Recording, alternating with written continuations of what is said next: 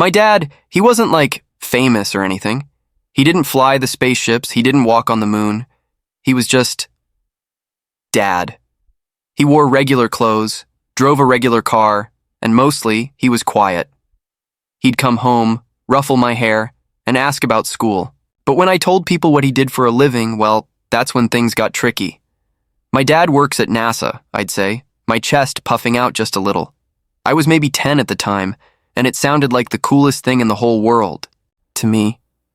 Because it was.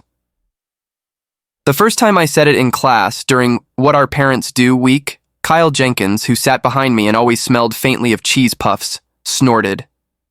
Yeah, right, Leo, and my mom's the Queen of England. A few kids giggled. Even Miss Peterson, our teacher, gave me a little smile that wasn't quite a believing smile, more like a, "That's a nice story, dear" smile. He does, I insisted, my face getting hot. He's an engineer. He helps build stuff for space. What kind of stuff? Kyle pressed, leaning forward. Little green men? More giggles. I didn't know exactly. Dad tried to explain it sometimes.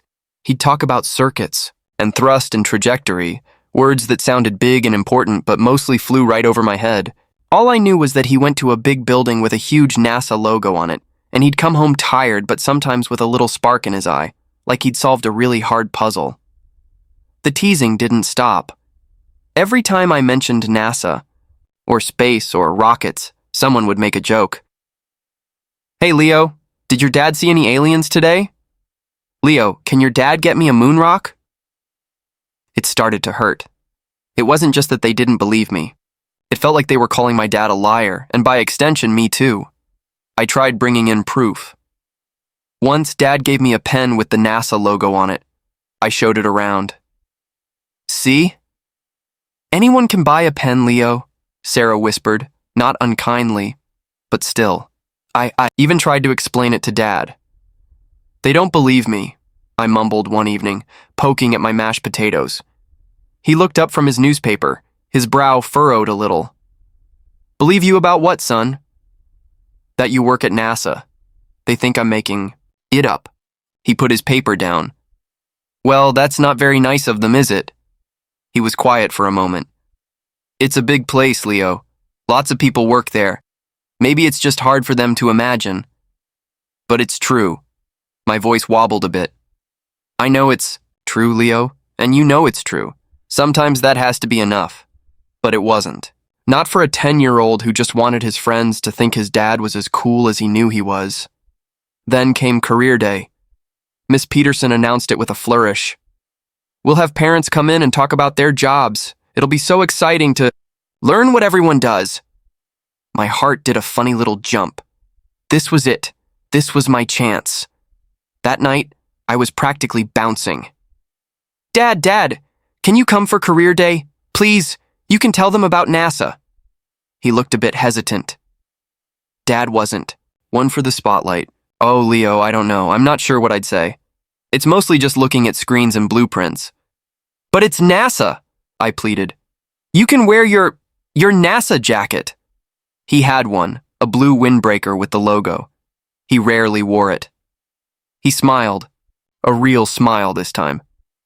All right, son. If it means that much to you, I'll see if I can get the time off. The next few weeks were a mix of excitement and pure dread. I told everyone my dad was coming. Kyle just rolled his eyes. Sure he is, Leo. He's probably going to fly in on a rocket ship, right? Just you wait, I said, trying to sound confident, but my stomach was doing nervous flips. What if Dad couldn't make it? What if he came and they still didn't believe him? The morning of career day, I could barely eat my cereal. Dad seemed calmer than I was. He had his blue NASA jacket slung over his arm. Ready, champ? He asked. Just nodded, my throat too tight to speak. At school, the classroom was buzzing. Sarah's mom, a nurse, was first. She had a stethoscope and let us listen to our heartbeats. Then Mark's dad, a firefighter, showed off his big helmet. They were cool, really cool. But in my head, nothing was as cool as NASA. Miss Peterson looked at her list. Next up, we have Leo's father, Mr. Anderson. Leo tells us you work at NASA? There was that little hint of doubt in her voice again, the polite kind. My heart hammered against my ribs. This was the moment. The classroom door was slightly ajar. I saw a hand push it open, and then my dad walked in. He was wearing his blue NASA jacket, the one with the circular red, white, and blue logo, the meatball, he called it, right there on the chest. It wasn't flashy, but it was unmistakable.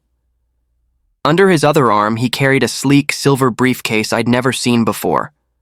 A hush fell over the room. Absolute silence. I watched Kyle's jaw actually drop. Sarah's eyes were wide. Even Miss Peterson looked surprised. Genuinely surprised. Dad smiled a little shyly, but his eyes found mine and he gave me a small wink. "Good morning, everyone," he said, his voice calm and steady. "My name is David Anderson, and yes, I work at NASA. I'm an aerospace engineer." He opened the briefcase. Inside, nestled on soft foam, was a piece of shiny, complex-looking metal. It wasn't big, but it looked important. "This," he said, holding it up carefully, "is a component I helped design. It's part of a system that helps guide satellites into orbit." He started talking. Not about aliens or moonwalks, but about problem solving, about teamwork, about how math and science could help you build things that went to places you could only dream of. He showed them diagrams on a small projector he'd brought, pictures of rockets, satellites, the Earth from space. He didn't use big, fancy words unless he explained them. He made it sound real and amazing. The kids were mesmerized. No one giggled. No one whispered. Kyle was leaning so far forward he almost fell out of his chair. When Dad asked if anyone had questions, nearly every hand shot up. "Did you ever meet an astronaut? Have you seen a rocket launch? Is it hard?" Dad answered every question patiently. He even let Miss Peterson hold the metal component. She looked at it like it was a precious jewel. When his time was up, Miss Peterson said, "Wow, Mr. Anderson, that was truly fascinating. Thank you so much for coming." Her voice was different now, full of respect. As Dad packed up, Kyle sidled over to my desk. He didn't look at me, just sort of mumbled at his shoes. "Hey, Leo, your dad? He's pretty cool." I just smiled.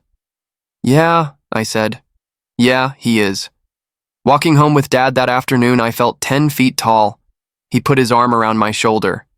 "So," he said, "think they believe you now?" I grinned up at him. "Yeah, Dad, I think they do." It wasn't just about them believing me anymore, though.